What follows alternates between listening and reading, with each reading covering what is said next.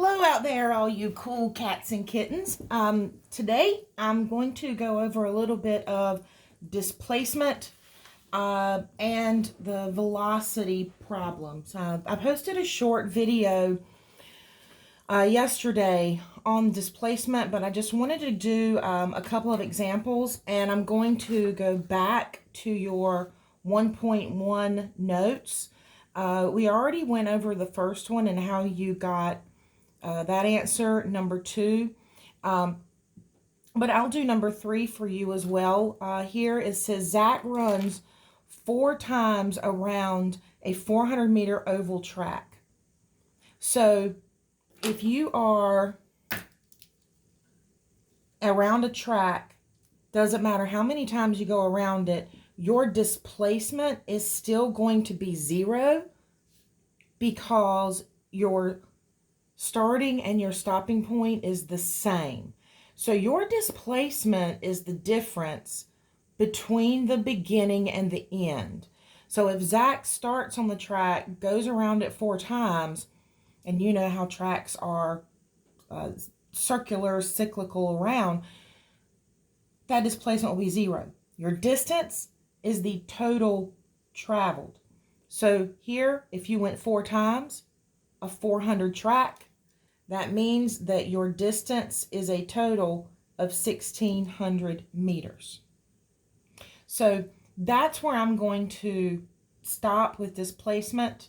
I think you might have a better idea of displacement and distance.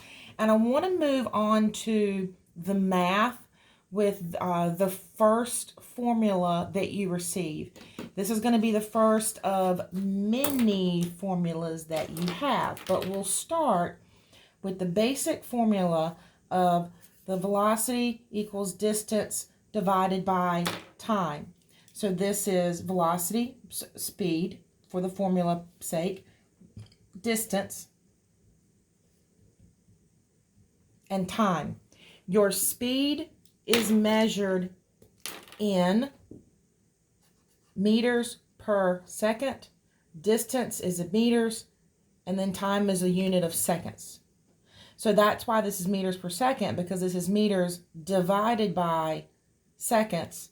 And these are the SI units, and you do have to know what these units are. So the international unit for distance is meters. I'll write that out. Meters, seconds, and that's meters per second.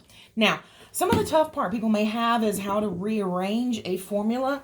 So think about, and I always refer to a lot of math with this.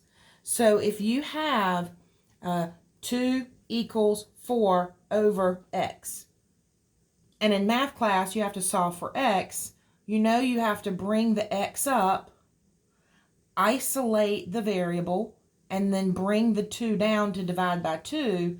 So then it would equal x equals 4 divided by 2, and then you know that x would equal 2. You use that same format in this formula. So if I have to solve for t, how do I solve for t? I would have to bring the t up and then bring that v down. So it would be t equals d over v. If I needed to solve for d, I need to find my distance. I have to isolate that variable and bring the t up and get it out of the way. Get that off the point. There we go. So d would equal t times v. From here, you plug the math in.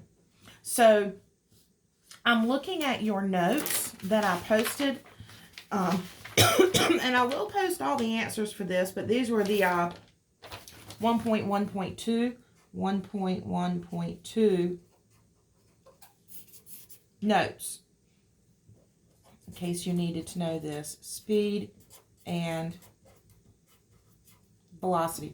So first one I'm going to look at on this, and keep this handy as a reference while we do this. But I want to start by looking at number 1. And number 1 says, what is the average speed of a cheetah that sprints 100 meters in 4 seconds? So when you have a math problem, and I'll put this down so you can see where I am right here. This is where I am in the question, and I'll go over the numbers with you in a bit. But as you read the problem, go through until you get to a number, and then you stop and write that down. So if it says, what is the average speed? That means that's what you're solving for. What is speed of a cheetah that sprints 100 meters? Remember, meters is always distance. 4 seconds. Your seconds is your time. So this is the format in which I do these. I got uncentered. Let me take you back. So I need to write down what I call my givens, because these are things that are given to you in the problem. I know right now it's really easy to get into the habit of just put numbers in a calculator, but when you have 20-some formulas after next month, you're not going to be able to do that. You're going to have to be able to have the actual work to find your answer. So in your givens, it says, what is your speed? So V equals, you don't know, write a question mark. Of a cheetah that sprints 100 meters, D equals 100 meters. That was given to you in the problem in 4 seconds. So your time is 4 seconds. Now that you see your V, your D, and your T, you know the formula is V equals D over T. Plug your stuff in. 100 divided by 4. So your answer would be 25, and always include your unit. So this is your final answer. So as you are labeling these, you have your givens. You write your formula. You show your work, answer with your unit. And that's the unit. So this is how you would do number 1. Number 2, and I'll bring this back down here. Number 2 says a car moved with an average speed of 60 kilometers an hour. So for number 2, your speed was 60 kilometers per hour. At this rate, how far did it travel? How far? That is a distance. How far? In 4 hours. T equals 4 hours. V dt. So you know your base formula. This is called a base formula. It's the basic formula. From here is when you do all of your rearranging. So back to this, I'm solving for D, so I have to rearrange this. I have to bring that T up so that it would be V times T is going to equal your D. Your V is 60. Your T is 4. So the answer is 240. And the unit would be a kilometer.